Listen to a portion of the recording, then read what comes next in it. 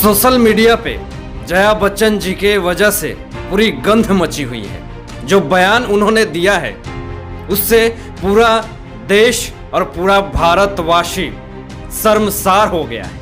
हमारे पूर्वज लोग कहते थे कि ये जुबान हमें इज्जत दिलवाती है तो यही जुबान हमें जूते भी खिलवाती है। लेकिन जया बच्चन जी को शायद ये नहीं पता है, बॉलीवुड इंडस्ट्री में सारे मर्द जो हैं वो खत्म हो गए क्या? जो जया बच्चन जी को संसद भवन में भेज दिया बॉलीवुड माफिया और ड्रग्स माफिया के खिलाफ बात करने को। सॉरी, मुझे याद ही नहीं था कि बॉलीवुड इंडस्ट्री में ज़्यादातर लोग ऐसे ही हैं। दोस्तों, क्या है पूरा मुद्दा, आज इस वीडियो में बात करूंगा। संसद भवन में जब रवि किशन जी ने बॉलीवुड ड्रग्स माफिया के खिलाफ अपनी आवाज़ उठाई और उन्होंने एक मुहिम चलाई कि हमारे बॉलीवुड इंडस्ट्री में बहुत सारे ऐसे ड्रग्स माफिया का कब्जा इतना तेजी से और इतना मजबूत तरीके से बंध गया है जिस कारण से हमारा युवा पीढ़ी बहुत ही बुरे दौर से गुजर रही है।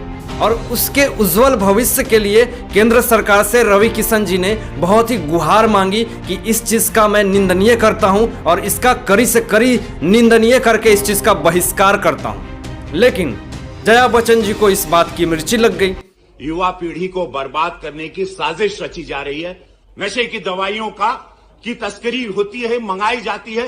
जिस थाली में खाते हैं उसमें छेद करते हैं। उन्होंने खड़ा होकर के रवि किशन जी का बहिष्कार किया और उनको कटाक्ष करते हुए ये बोला कि माफ करें, जिस थाली में खाते हैं उसी में छेद करते हैं क्या? इस बात को सुनने के बाद रवि किशन जी को बहुत बुरा लगा ये चीज और इस बात को लेकर के पूरे भारत देश की जनता बहिष्कार करने लगी फिर से बच्चन परिवार को। आखिर किसको बचाना चाह रही है जया बच्चन? और बॉलीवुड इंडस्ट्री में 4 महीने बाद आपकी नींद टूटती है। 4 महीने से आप बिल्कुल सोए रहते हो और जब ड्रग्स माफिया की बात आती है तो आपको ऐसा लगता है कि बॉलीवुड इंडस्ट्री को बदनाम करने की कोशिश की जा रही है। माफ कीजिएगा, बॉलीवुड इंडस्ट्री में जब कास्टिंग काउच होती है तो बदनाम होने की जरूरत नहीं होती है। महेश भट्ट और साजिद खान जैसे दरिंदे लोग बैठे होते हैं वहां पे तो बॉलीवुड बदनाम नहीं होती है। कंगना रनावत के बिना कारण के जब वो एक बुराई के लिए आवाज उठाती है तो उनके ऑफिस को तोड़ दिया जाता है तो बॉलीवुड बदनाम नहीं होती है। जब ड्रग्स की बात आती है तो आप सामने होकर के उन सबको बचाने की कोशिश करते हो।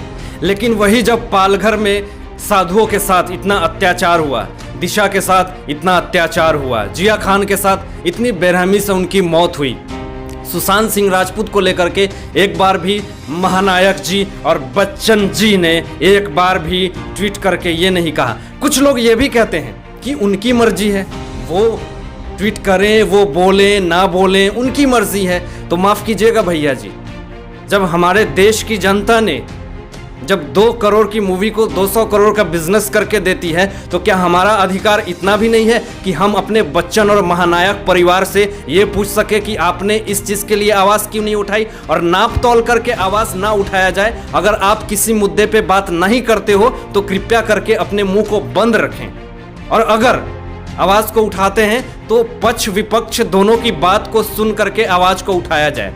जया बच्चन जी ने यह भी कहा कि ये बॉलीवुड इंडस्ट्री बहुत सारे लोगों को बहुत कुछ दी और हम लोग बहुत लोगों को आए दिन हमेशा पैसे, ट्रस्ट में पैसे, गरीब लोगों की मदद हमेशा करते रहते हैं। इन्होंने ये बताया और बहुत सारे लोगों की ज़िंदगी चल रही है इस बॉलीवुड की वजह से।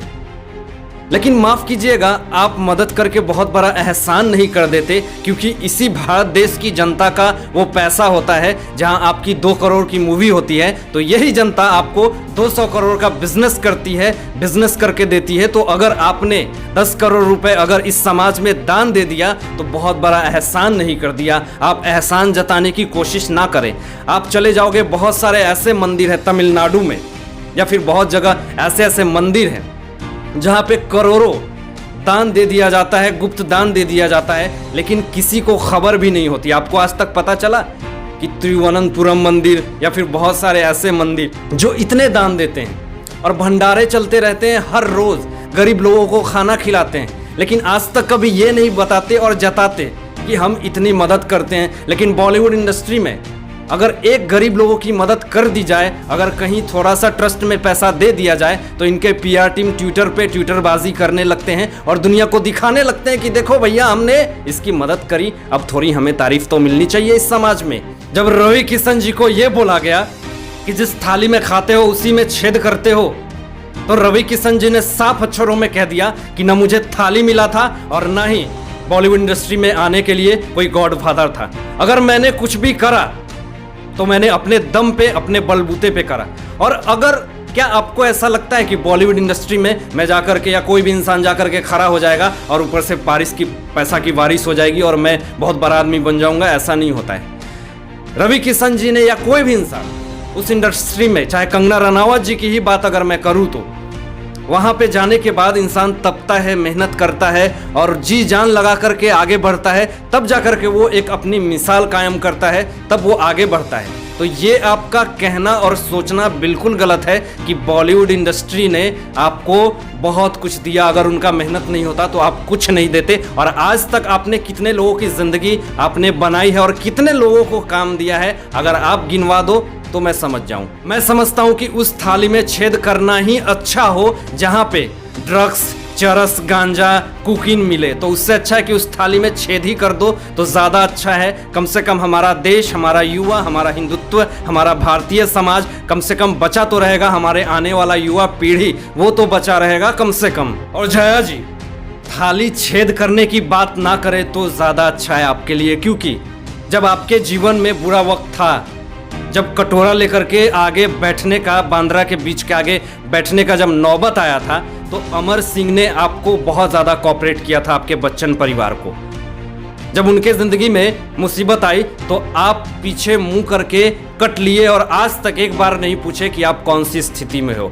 तो आपसे अच्छा तो कोई उदाहरण नहीं है कि जिस थाली में आप खाते हो उसी में छेद करते हो। तो ये ऐसी जो बयान है, थोड़ा आगे पीछे सोच लिया जाए, क्योंकि आप संसद भवन में आपको बैठने का मौका दिया जाता है और आप ऐसी कटच्छ वचन बोलते हो, तो इससे भारत देश की बदनामी है और उस चीज को आप छुपाना चाह रहे हो जो इस समाज जिस चीज को बहिष्कार कर रही है। इसलिए एक्सपेक्ट करता हूं कि नेक्स्ट टाइम जब आप बयान दोगे तो इस दिन के बाद थोड़ा सोच समझ करके दोगे। आज के लिए बस इतना ही। मैं आशीष राठौर विदा लेता हूं। एक नई सोच के साथ आपके समक्ष उपस्थित रहूंगा। अपना ध्यान रखिएगा, ख्याल रखिएगा। Thanks for watching my videos.